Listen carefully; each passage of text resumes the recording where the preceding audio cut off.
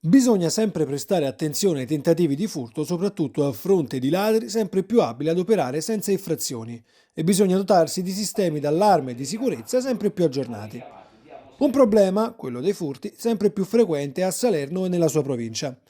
A portare alta l'attenzione e anche una serie di raccomandazioni è il dirigente della squadra mobile Elvio Barbati, a margine dell'operazione che ha portato al fermo di tre georgiani e all'arresto di un quarto, i quali erano dediti ai furti in appartamento proprio nel capoluogo.